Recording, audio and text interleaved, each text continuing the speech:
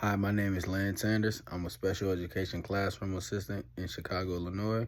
And today I am going to talking about how cultural differences, socioeconomic backgrounds all shape a classroom and help students learn.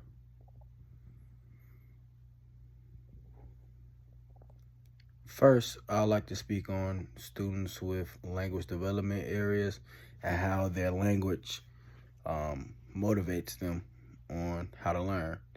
And first off, I would like to speak on students with language barriers.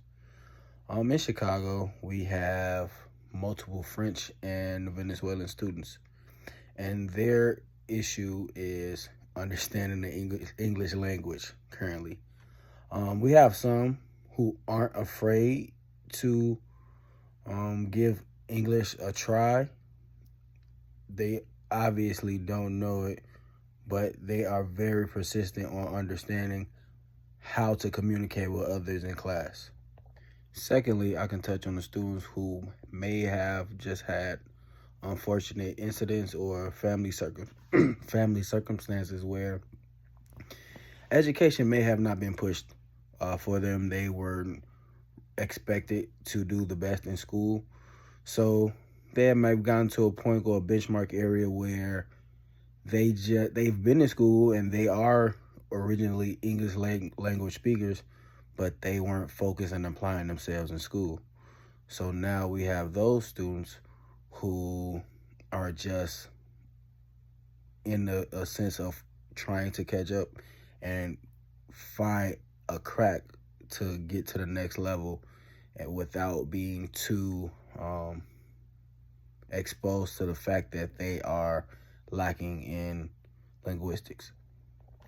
Regarding either of those cases, their development and their future development is affected by what they are currently doing. And when I say that, you may have students that aren't sure. They're either at level or behind, but they're consistently striving. And at some point, they catch up and even excel because they're not afraid of what they don't know. They're not embarrassed about it.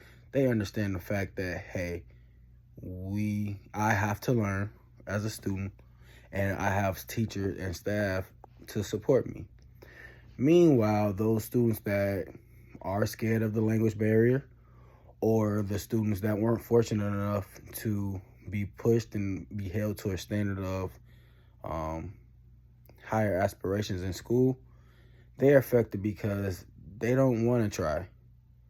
They are able to read or understand what's going on, so now they're distractions or they're unfocused, and that carries on from class to class.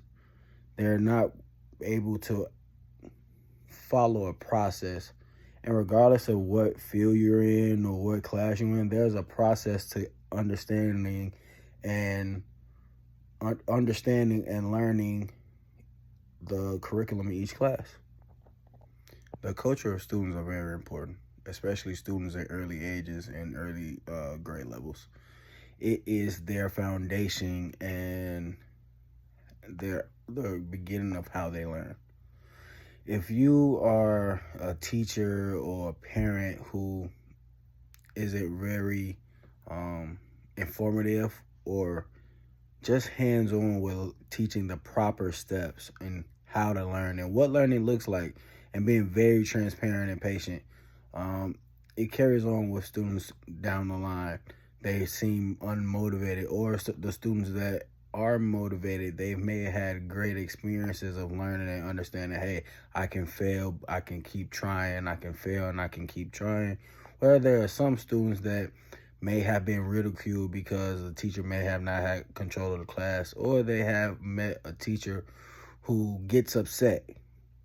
And those early memories go with students for the rest of their lives.